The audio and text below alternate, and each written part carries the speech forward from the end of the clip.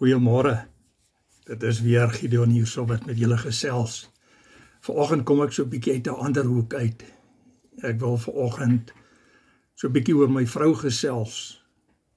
En ek glo dit sal vir julle goed deurkom, dat die Here vir my verseker die beste vrou gegee het, dat die dag toe hy haar oor my pad gebring het, glo ek het die Here geweet, dat jy moet 'n eystervrou wees, as jy saam met iemand soos Gideon wil wees, en jou lewe saam met hom sluit.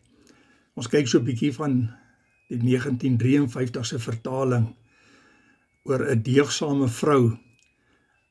Jy vind haar waarde is ver bo die van korale, ver bo die van edelgesteentes.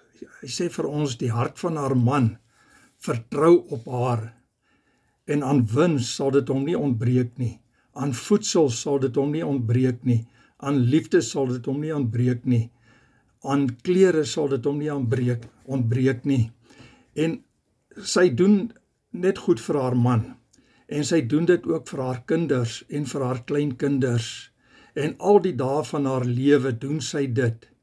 Sy het nie een selfsugtige dag wat sy net vir haar uithou nie. Elke dag is vir haar, en net vir ons as gesin. Maar by dit kom sy uit, dat sy haar handpalms uitbrei, sê die Spreuke digter vir ons, na die elendiges toe, en na die behoeftiges toe. En dit is hier waar ek graag wil inkom.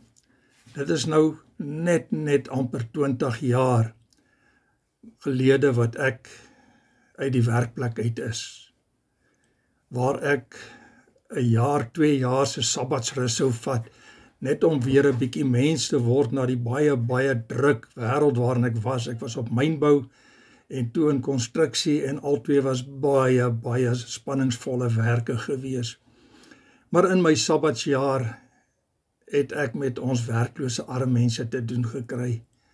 En ek het begin werk met hulle, en dit was mos my sabbatsjaar, ek kon doen wat ek wou. Nooit geweet dat dit sou lei tot die feit dat ek onder ons eie volk se armstes van die armes sou werk nie. Nooit geweet dat ek nooit weer 'n salaris in my lewe sal sien nie. Ek het genoeg spaargeld agter my gehad om ten minste 2 jaar te kon oorleef, en nog 'n bietjie in die 3de jaar waar ek by 'n nuwe werk sou ingestap het. Vasgeglo dat ek sal met my ervaring, met my CV, sou ek weer by enige myn kon instap, en ek sou werk gekry het. Ek was in aanvraag destyds gewees. Maar hier vind ek my tussen die armstes van die armes. Hier vind ek my op 'n plek waar ek basies van my vrou afhanklik is. Elke aand se ete, elke oggend, elke middagete, wat sy vir ons voorberei, alles wat sy vir my doen en my ondersteun in hierdie reis van my. Ja, waar kan ou so 'n vrou vind wat meer werd as korale en edelstene is? Haar naam is Dinka. Haar naam by my is Kokoes. Dit is my vrou daardie. My vrou se opoffering dat ek ons volkse mense kon help en nog steeds help, kan ek nie in woorde omskryf nie. Ek kan nie haar ondersteuningswaarde aan my onderskryf nie. Wetende dat haar man nooit weer 'n salaris huis toe sal bring nie, dat hy nooit weer aan sy pensioenfonds kon bou nie, dat daar nooit weer vir hom winsbedeling sou wees nie. Ek dink nie sy dit op haar lewensreis verwag nie. Maar vandag, mense, as daar een vrou is wat bitter baie opgeoffer het vir hierdie volk van ons, dit stil gedoen het en my net aangepor het en aangespoor het en ondersteun het. Ek glo sy was sekere dae moedeloos gewees. Ek glo sy het in haar hart gedink, wat gaan ons doen? Want Gideon het soveel drome gehad vir wanneer ons sou aftree op 60. Gideon het vir ons beplan, ons sal 'n goeie aftreemotor hê. Ons gaan die land vol toer. Ons gaan ons jare geniet, dit wat oor is. Ek dink nie een van ons het dit besef toe ons begin het met hierdie reis nie. nooit besef dat ek eventueel ook voertuigloos sou raak nie, deurdat my bakkie uitgebrand het nie. Nooit besef dat wanneer ons kom by ons ouerdag, dat die Here ten spyte van alles vir ons nog steeds seën. Ons het 'n dak oor ons kop, ons het voedsel in die huis, ons reik uit na die behoeftiges, na die armes, in ons private lewe, maar ook hier by Nehemia, dag en nag, sy ondersteun my in alles wat ons in Nehemia doen.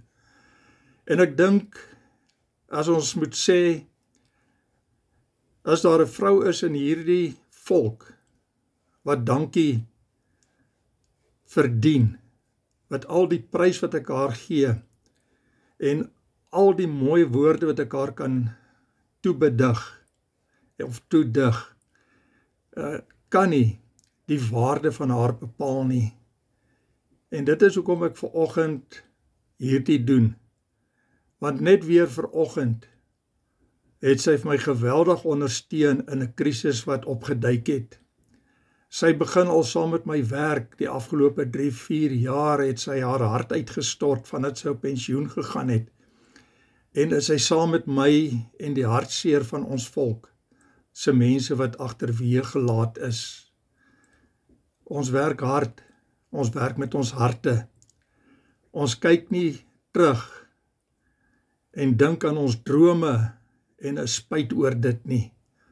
Ons is vandag baie dankbaar dat die Here ons so geseën het, dat my vrou in die tyd wat sy gewerk het vir die eerste keer in haar lewe na 20 jaar diens, het sy binne in minder as 18 maande 2 promosies gekry. Op haar vlak was dit nie verskriklike groot promosiegeleenthede of finansiële voordele nie, maar dit het haar pensioen verbeter. So ons is vandag geseënd. Ons kyk nie terug nie. Ons gaan slaap nie honger nie. As ek gaan honger slaap, dan is dit uit my eie keuse uit.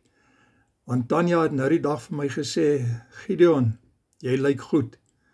Wat Tanya nie gesê het nie is dat, Gideon, jy het 'n vet man geword.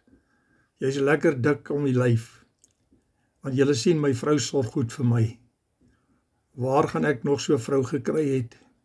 As ek so oor my lewe terugkyk, daar is nie sulke vrouens nie. En die wat daar buite is, hulle skaarser as hoendertande. Hulle sou hulle manne al gelos het, hulle sou hom al geskei het, maar deur dik en dun het sy by my gestaan en staan sy nog steeds by my.